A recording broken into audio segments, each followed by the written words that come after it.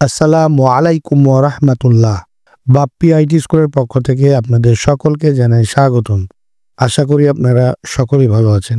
আজকে আপনাদের দেখাবো ইএফটির আবেদনের জন্য যে 6 তারিখ আগামীকাল লাস্ট ডেট ছিল, সেই তারিখটা সময় বৃদ্ধিকরণ করা হয়েছে।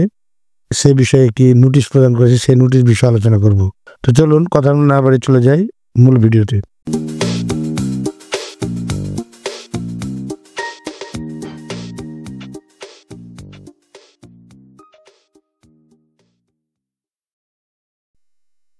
দেখুন, আজ 5 মার্চ 2024 খ্রিস্টাব্দ। বিষয় মাধ্যমিক ও উচ্চ শিক্ষা অধিদপ্তরাধীন শিক্ষা প্রতিষ্ঠানের এমপিওভুক্ত শিক্ষক কর্মচারীদের এমপিও এর অর্থ ইএফটিতে প্রেরণ সময় পুনর্নির্ধারণ সংক্রান্ত।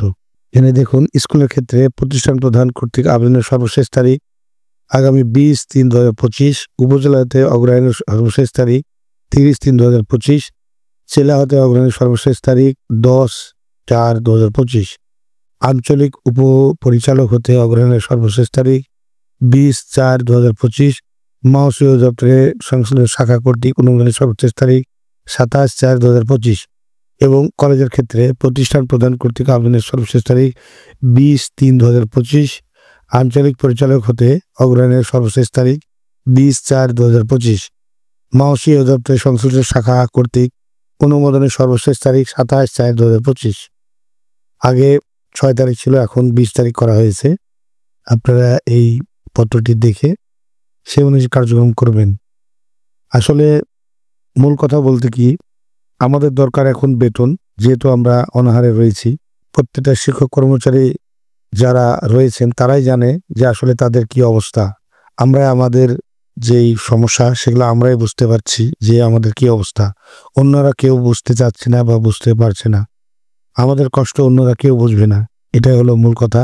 মানুষের কাছে বিনীত অনুরোধ রাখছি যে অতি সত্বর আমাদের বকেয়া বেতনগুলো অবশ্যই জরুরিভাবে দেওয়া হোক, কারণ অনেক শিক্ষক কর্মচারীর অবস্থা করুণ হয়ে গেছে। এই রমজান মাসে আর কিছু বললাম না, কি অবস্থা একমাত্র আল্লাহ পাক জানে। আশা করি আপনারা আজকে অথবা কালকের মধ্যে বেতন পাবেন জানুয়ারি মাসের।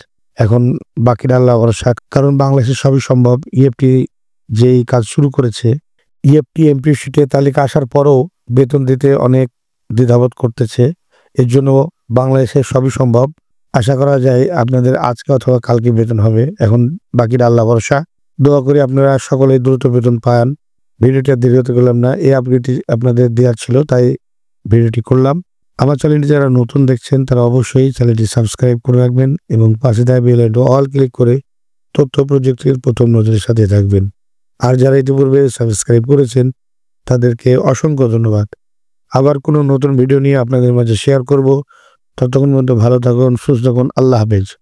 এ ধরনের নতুন নতুন ভিডিও পেতে চ্যানেলটি সাবস্ক্রাইব করে রাখুন, লাইক করুন, কমেন্ট করুন এবং বন্ধুদের সাথে শেয়ার করে রাখুন।